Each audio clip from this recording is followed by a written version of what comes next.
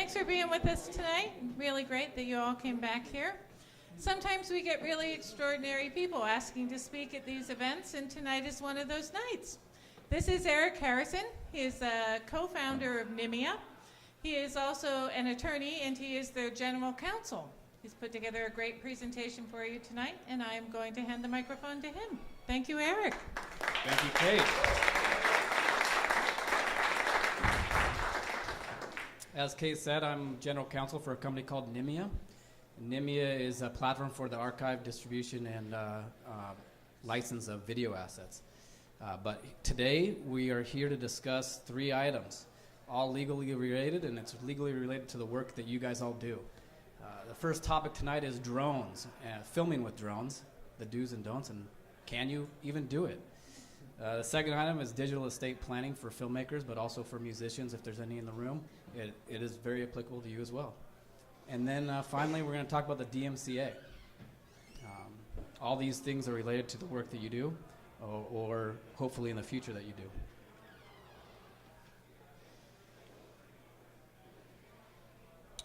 So, can you film with drones? Well, as an attorney, you may have heard an answer quite frequently that it depends. Any question that you ask an attorney, he should probably answer that, it depends. Because the law likes to put things into buckets. And there's several buckets. And whatever issue it is, there's several different buckets the answer could go in. So when you ask an attorney, hey, can I film with a drone? Well, the correct answer is actually, it depends. And it depends on several things. And so you got to ask yourself, what are you going to be filming? Who are you going to be filming? Where are you going to be filming with that drone?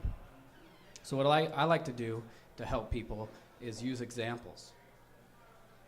And so I'm going to use a couple examples of real-life scenarios when a filmmaker wants to use a drone. And we're going to see what he needs to do so he can actually do it legally and not get in trouble. So the first example is a commercial use, and I distinguish a commercial use simply because it's different than, say, a hobbyist filming for just his own personal hobby. So commercial use could be a 30-second commercial spot. And in this example, it's going to be at Pike's Place Market, and there's going to be people around. So there's a couple issues, 2 to be exact. What this person needs to do, the filmmaker or a production company or whoever is the one that's going to be filming this. First, he's going to need to get an FAA permit. Sorry for the typo there.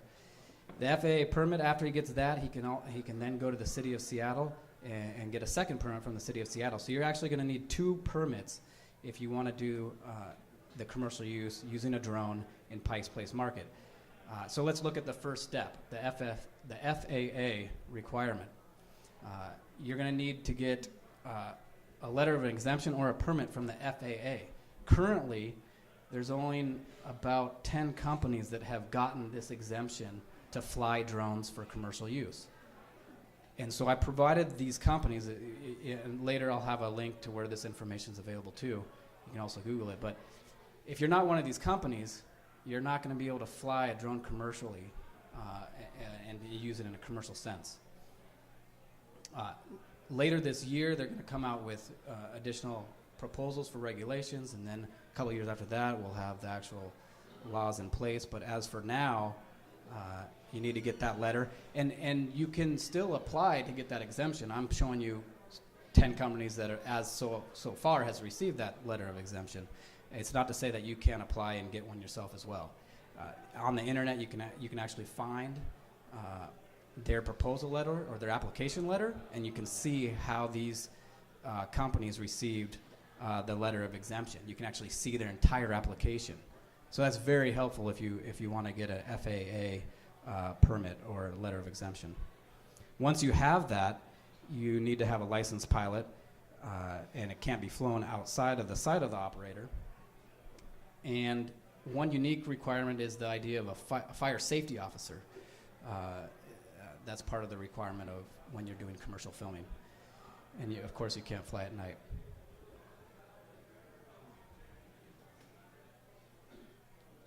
I know you used a quick question, but I'm just curious, is there any stipulation about actual height of the drone?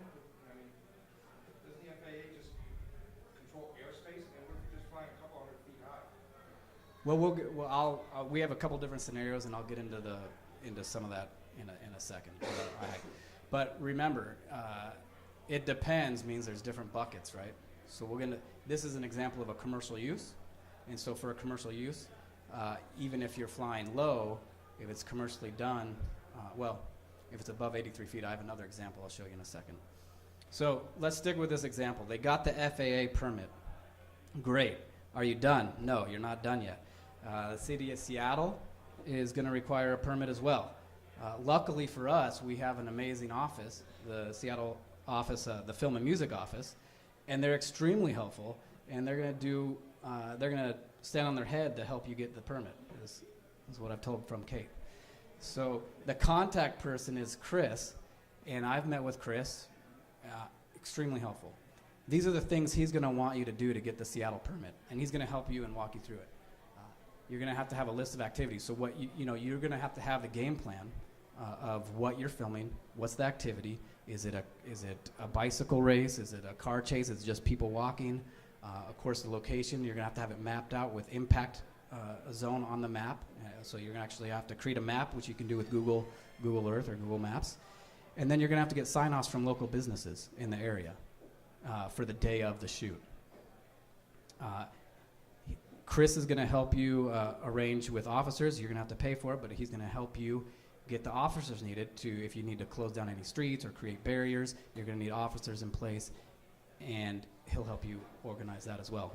Any barricades, there's a rental shop in Seattle that rents the barricades. So now you have your permit from the FAA. You met with the city of Seattle.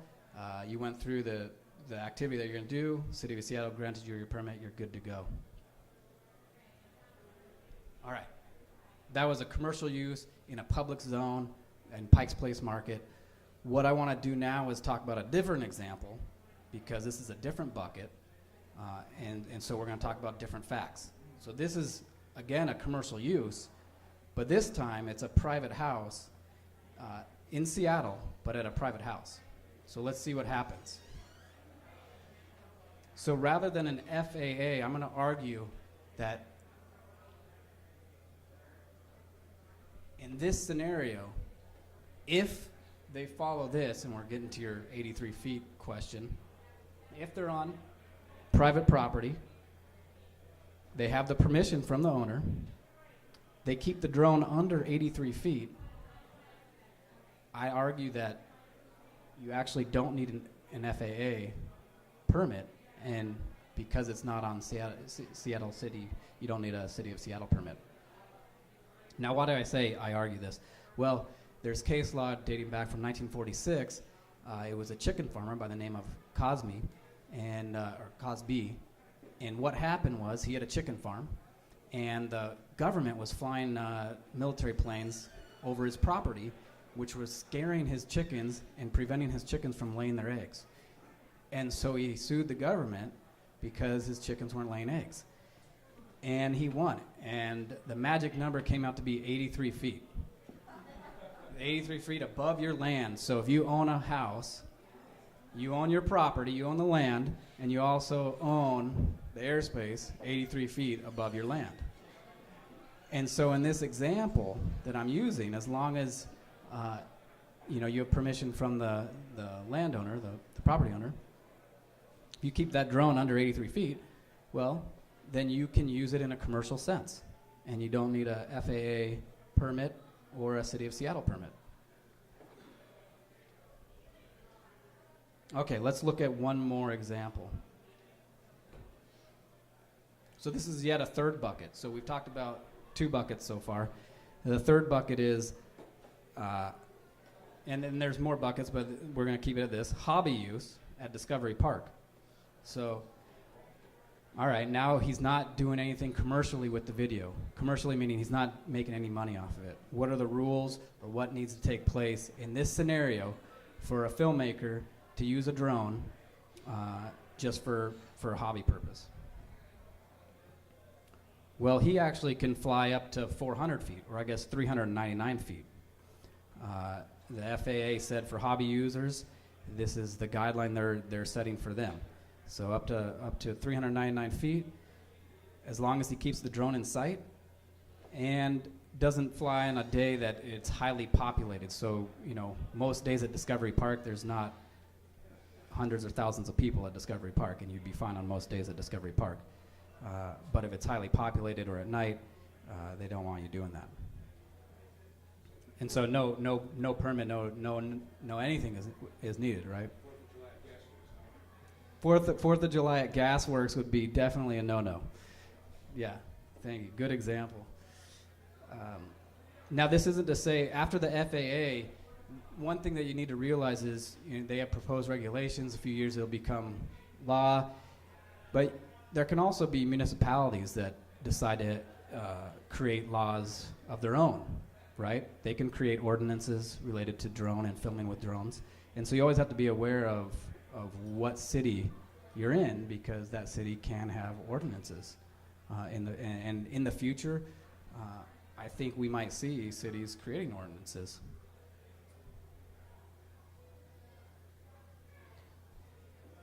Okay, before I go on to digital estate planning, I don't know if Kate will let me take one or two questions related to drone use, or I think I'm supposed to just save those for the end. But does anybody have any questions related to drone usage before we move on to digital estate planning? Can you just go back a slide? Yeah.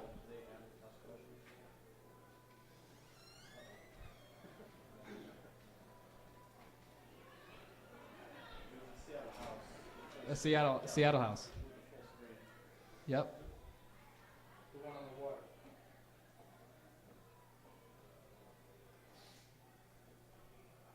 That's actually not a Seattle house, just a disclaimer. Sorry.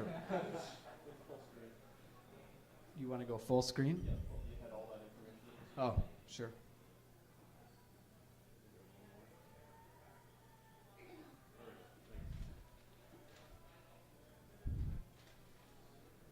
I have a question based on that last bucket.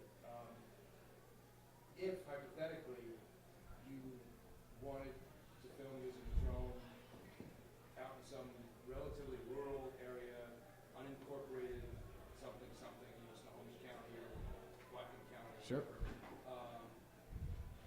would you, how to put it, would you be unencumbered by stipulations? I mean, could you, in other words, could you get away, Well, so there's could you get away with doing it without So with- talking to anybody ahead of time? right with drone usage, you have different buckets. So one, you have lots of different issues, right? So property is one. Trespassing, right? So you have to worry about trespassing. But if we just talk about drone usage from a flying standpoint without worrying about trespassing, what you have is this 83-foot rule from 1946. And so if you're above that, if you're on private property and you're below that, you're fine. If you're not on private property, then it's a different ballgame, right? It's government property, right? And if it's not government property and you're above 83 feet, then FAA rules applies. Does that make sense?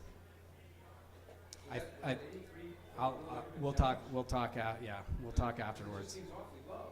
I mean, planes don't fly at 83 feet. I know, but that's the magic number. I better move on, and then I'll be up here afterwards, and I'll be able to talk to anybody that has questions afterwards about drone usage. I know that they're filming this, and so they want to have a flowing pattern, if you will. So let's go on to digital estate planning. Again, I'll be up here afterwards and can answer more questions about drone usage. Those three examples are a good place to start. So digital estate planning. I'm going to cover a couple myths and a couple truths. So the first myth about digital estate planning is it's only for uber wealthy families or individuals. And that's a myth. The truth is it's important. It's an important thing for anybody to look at, especially filmmakers and musicians.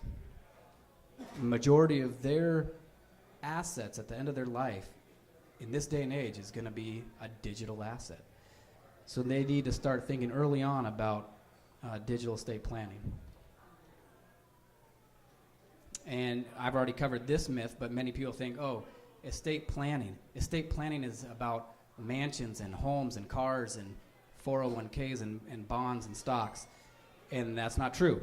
As we'll see, digital estate planning is a real thing, and all your digital assets can be taken care of in a proper estate plan.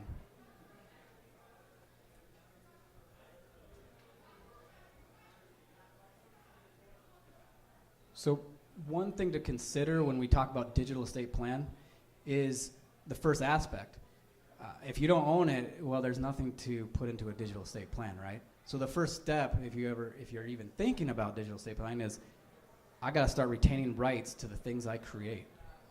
And if you're not retaining the rights to the things you create, you're not going to have a good digital estate plan at the end of your life. So the things I list here are just 1, 2, and 3. Starting earlier is always better. Keep things organized. When you're talking with media or music, there's a ton of legal ramifications to everything you do. So you want to keep your contracts and license agreements in place, model releases and property releases together with the end result. Meaning, if you're out filming and you have a model, you need to get a model release. But 5 years later, you want to use that, or someone wants to use it, or you want to do something with it. If you don't have that model release with that asset, it's pretty much useless. So you got to start thinking, okay, I gotta file away these model releases and not think, oh, the project's over, I'm never gonna need it again, because it's not true. Over and over again, we see 2 years later they want to, someone wants to use it or they want to use it, and you need that. And so that comes to number 3. So 2 is keep things organized. Number 3 is archive your work with the legal documents, and that just simply means there's different programs out there that's you can use that helps. Meaning, if you're backing up your, let's say, video, if you're backing up a video asset, maybe it's a final project, maybe it's just a scene, whatever, you're backing it up, use a program where the model release actually stays with the file. And so programs that do that are things called like video asset managers. They'll tie the legal agreements to the different video pieces or even music pieces that you're working on. So 5 years later, you're not wondering, hey, where's that model release? I can do a selfless plug and say NIMI, I think, is one of the better video asset managers for keeping your model releases and proper releases together with the video file. This is also true for photography? That's true for photography as well. Yep.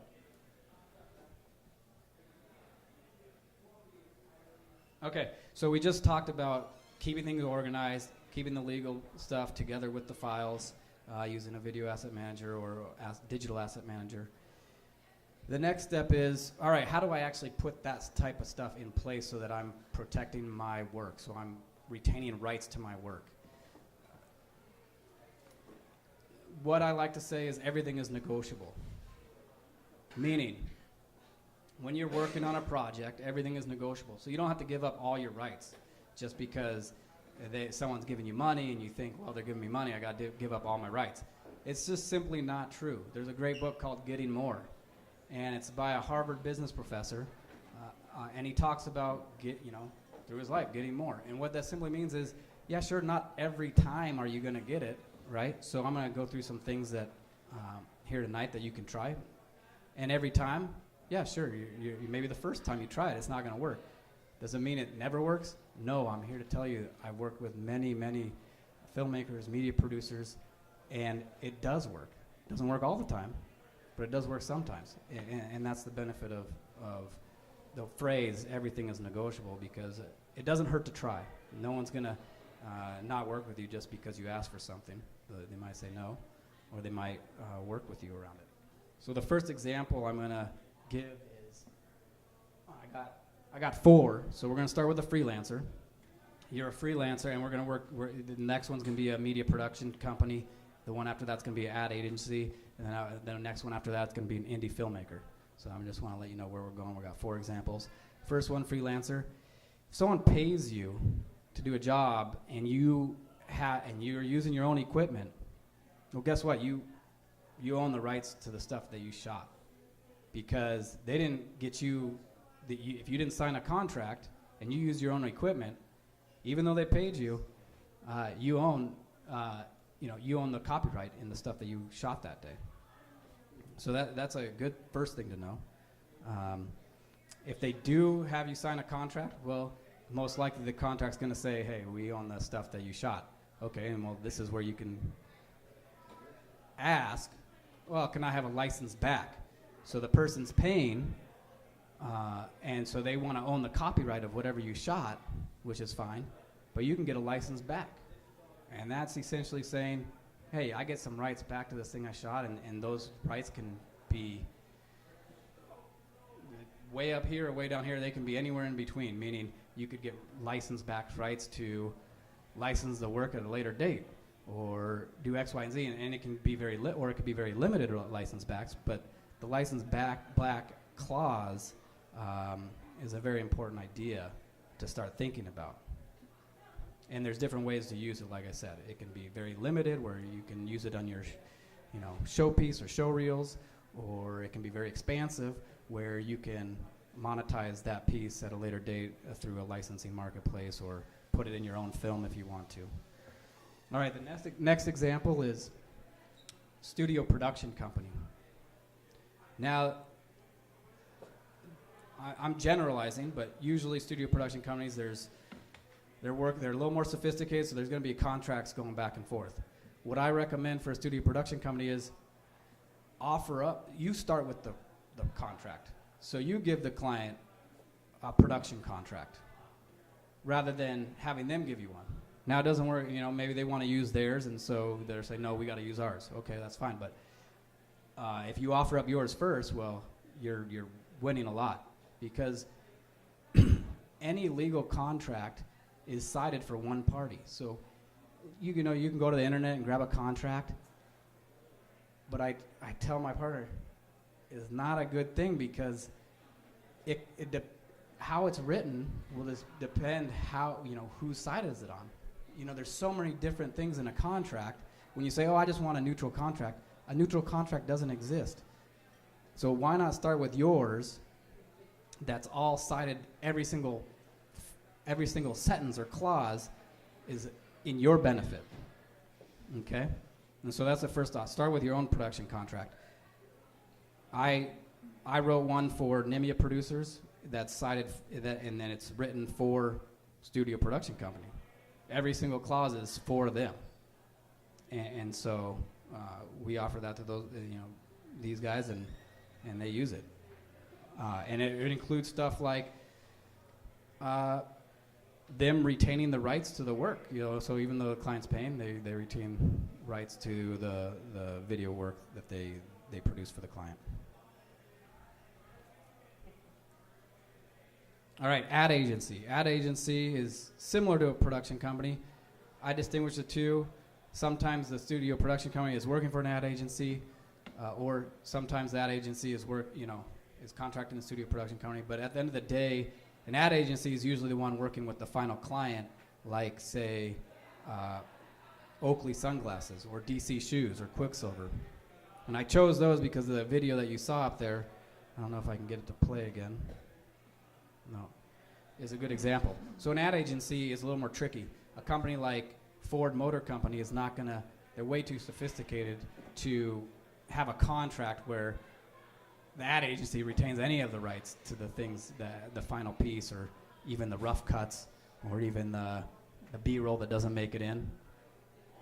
So the ad agency can do a couple of different things that we've been successful with, is suggest to the client like Ford, hey, we have this idea where you can get product placement in other shorts. You can get product placement in things going up on YouTube. You can get product placement in other commercials, and you can offer to the client like Ford Motor Company. You have control of if you want the person to use any of the video assets, and not in addition to the product placement, you're going to make money. Both parties, that agency and Ford Motor Company. And so that begins to look really attractive to a client. This is a paradigm shift in thinking of how media production companies work with clients, how ad agencies work with clients. When I say paradigm shift, it's a paradigm shift because historically, the client comes with a contract that says, hey, I own everything, you can't do anything. You can't do anything with even the shots that weren't used. You have 8 hours of stuff that is never even used. We own that too.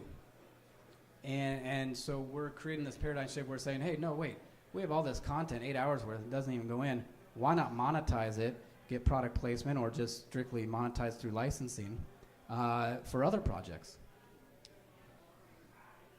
And the reason they're able to do this is through these, this example. It's this video is in a by request in the marketplace, meaning you can't just go and purchase this video and use it in your project, but it's by request, so it's searchable.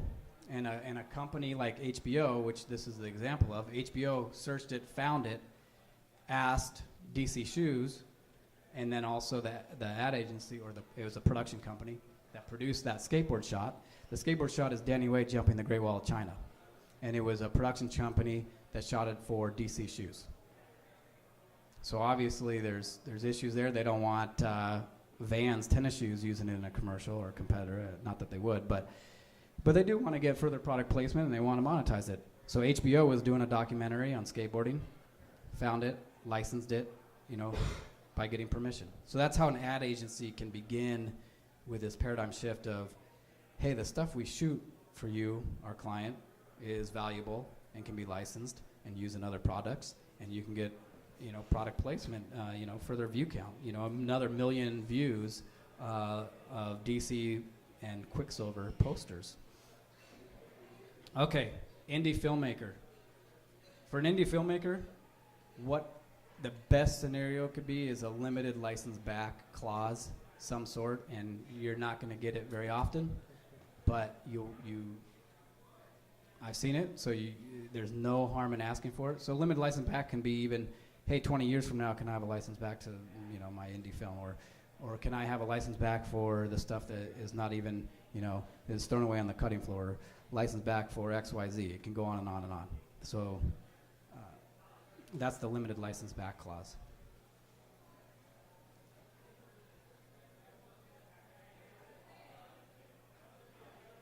Okay, so assuming you did these things, assuming you had your stuff in order, and assuming during your work you use some of these things like license back clauses or use your own standard production contracts so that the stuff that you produced is owned by you, or at least the 8 hours of rough cuts that never even make it in.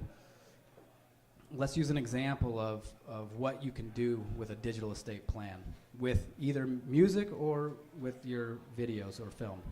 So Ethan Johnson is a 42-year-old single parent of an 8-year-old son. His wife died, so he's taking care of his 8-year-old son. He's been in the industry for 10 years, producing video, film, traveling extensively. Traveled extensively for, both on the commercial side, but also on the personal side. He was shooting film, personally on his personal vacations, but he just has a ton of media over the 10 years. He's also made 3 documentaries related to snowboarding and skiing in the Pacific Northwest. He's built a substantial library of footage as his earlier years as a freelance photojournalist. So after college, he was a freelance journalist sometime, and he has a ton of historical stuff. He's created a 4,000 clip library as well that he intends to license through various agencies. So with Ethan, the question for him is, obviously he's heard of this thing called a will and a trust, and does either one of them, is either one applicable to him? Should he just do a will? Should he do neither? Should he look into this thing called a trust, even though a trust is for very rich people, and he doesn't consider himself, by any means a Bill Gates. So what does he do? All right. Now this slide doesn't mean he should do a will. This slide means I'm going to tell you what a will, the benefits of a will. I'm also going to, in the next slide, tell you what a trust is. But a will allow Ethan to direct all his assets how he pleases. If he doesn't do a will and he dies, the state of Washington, or I guess the city of Seattle and probate, decides for him. So the importance of a will is he gets to decide where his stuff goes. Why is this important? Well, maybe he wants to leave $1,000 to Washington Film Works, and he wants to leave his documentary on snowboarding in the Pacific Northwest to his friend Doug. A trust. What does a trust look like? Trust is a little bit more complicated. What it involves is a trustee, which has a trustee is simply a person who has a legally fiduciary responsibility to take care of assets, things. It could be videos, it could be houses, it could be stocks.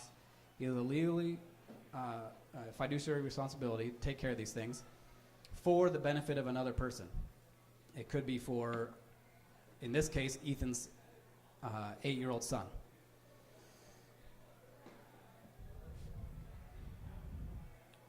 Now there's some benefits of both, and so I have a slide here. So the pros and cons. So everything has pros and cons. Pros of a will, we just discussed. You can decide where things end up, but you also can do things that are non-property related, meaning maybe he wants to ensure that if he's on life support, someone takes him off life support, or maybe donates his organs, or things that are not monetarily related. Trusts don't handle this. I'll go that out in the cons. Trusts only deal with property things, so you can't go into the things like who do I want to have custody of my son, or do I want to donate organs. Trusts are only property, but there's a few key benefits. One is creditors. If you have your video assets or music assets in a trust, if you get sued, those things can't be acquired by the person suing you. So they're protected. Whereas if you just have a will and you get sued and the person wins, obviously they can go after everything. All your assets. They can go after your car, your house, your video assets, your archive, your whatever. So that's a big. Another one is tax benefits of a trust. And also avoiding the need of probate court. So in a will, you still have to go through probate court, which is not necessarily a bad thing, but a trust keeps it out of probate court, keeps things more private. Let's look at some cons. So as I said, wills, no protection from creditors during life, and you still have to deal with probate. Cons of a trust is it's more complicated. You're going to have to get an attorney, and you're going to have to designate someone as a trustee that you trust. So what does Ethan do? Is he going to choose a will or a trust? Anybody want to take a guess if he's choosing a will or a trust? Well, actually, he's going to do both. He's going to do a trust and a will. And why is he going to do both? Because they accomplish two very important things for him. He's going to name his sister Julie as the guardian for his 8-year-old son. He's going to grant his best friend, Ernst, the copyrights to Snow X. He's going to donate $1,000 to Washington Film Works. All these things are through the will. And in the trust, he's going to put all the remaining video assets that he owns, or music assets, into a living revocable trust. There's different types of trusts. I'm not going to get into them. The one applicable, one very good option for Ethan is a living revocable trust. And of course, in the will, he's going to reject any life support if he falls terminally ill. Okay, so this living revocable trust simply means he's going to designate his agent, Nick, to be the trustee in case he dies. Nick is going to manage this trust for the benefit of Ethan's 8-year-old son. If he gets sued during his lifetime, all these video assets, 4,000 of them, are going to be protected in the trust, and they won't be accessible to a creditor. Now, I have other case studies. So Ethan is one example. There's other case studies of other examples of different scenarios on that website that I have listed there. and you can see if any of them are more applicable to you. But let's talk about the action items for Ethan. Now that he knows that he's going to do a will and a trust, he needs to start getting things in order. So he needs to first create a comprehensive inventory list of all media assets. Write it down. It can be, any kind of list, but he needs an inventory list for his estate plan. He also needs a list of other digital assets, so not just the video or music. You also need to be concerned about all your different accounts. So why is this important? Now, when I say different accounts, what I'm talking about, it could be blogs, it could be web pages, it could be domain names, it could be social media stuff like Twitter or Facebook. And this is important because some of those sites, after you die, they won't give out your password. So if you have a successful blog going or website, or maybe you own a domain and the domain name is worth something, or whatever it could be, digital photos, many of those user agreements say, no, we don't give out passwords, even if you're dead. And so then it's just lost in La La Land.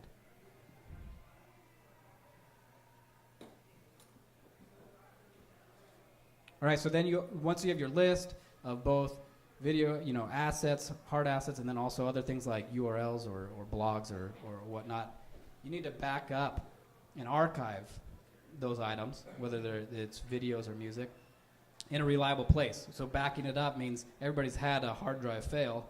You need to back up your work. You can use a number of different services. Of course, I love Nimia because we keep 3 redundant copies. So that's one plug for my company. But obviously, you can use hard drives. You can use Dropbox. You can use any number of things. With video, Dropbox gets expensive, right?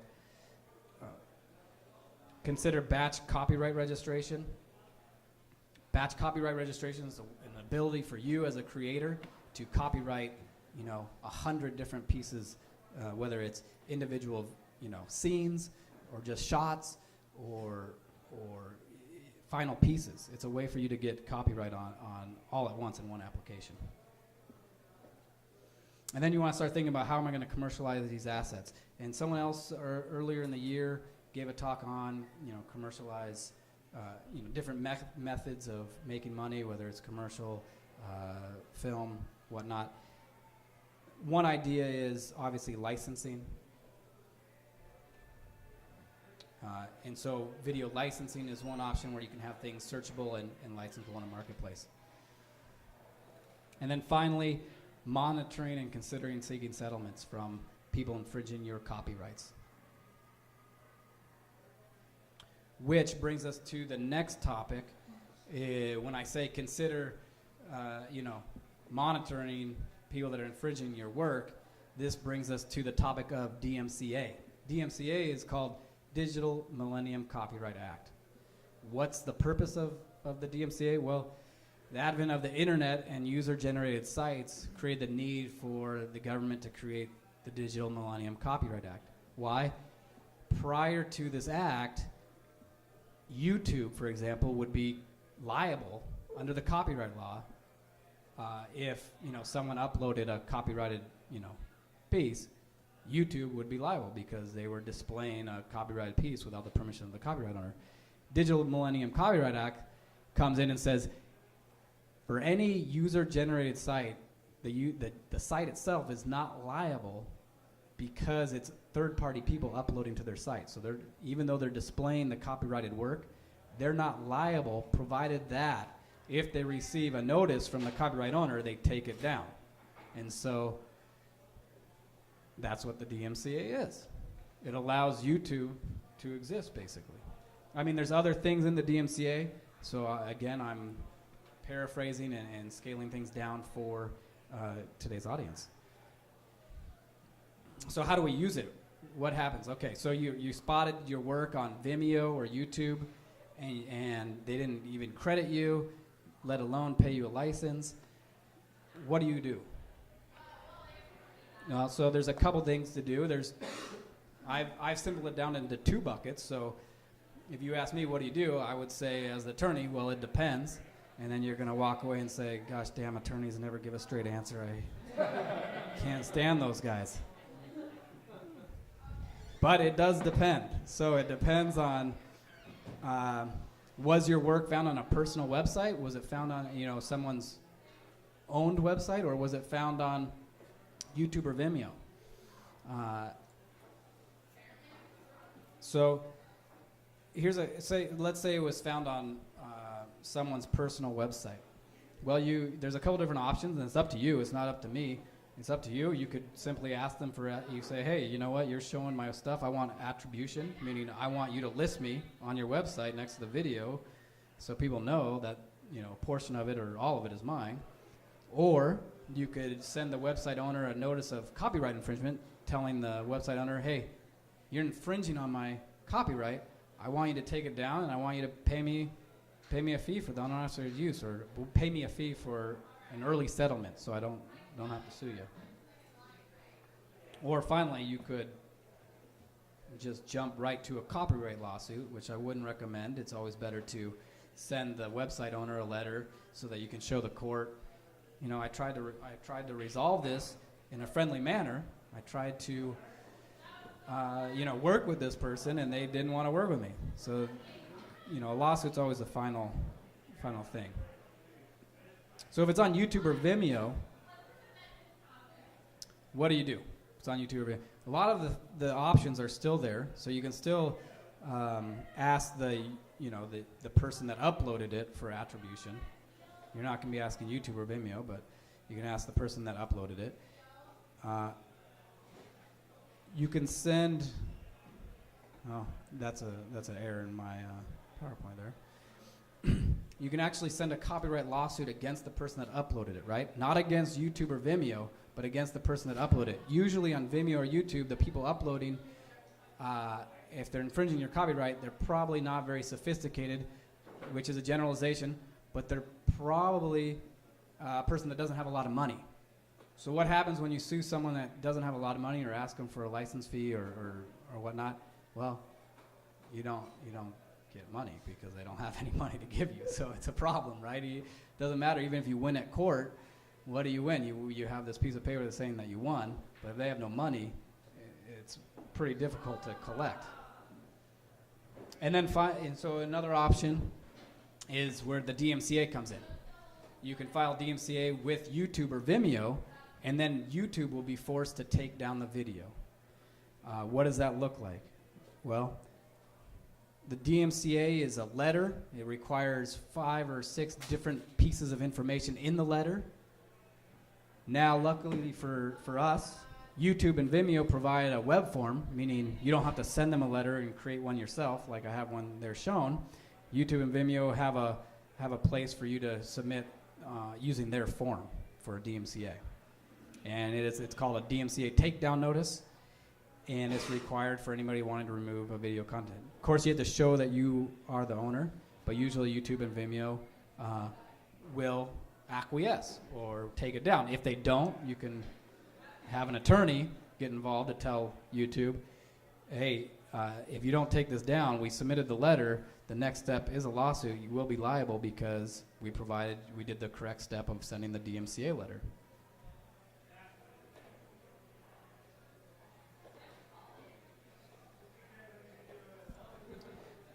That concludes this legal presentation. I'm hoping that it was informative and helpful for everyone in the room. We will have this up available. They'll also have a video. There's additional resources that I've shown there, and additional case studies for different examples. Ethan was one example. There's others. Also for drone usage, I did 3 examples. There's also other ones that help you determine what bucket you fall into. I'm going to stay up here and answer any questions. Thank you.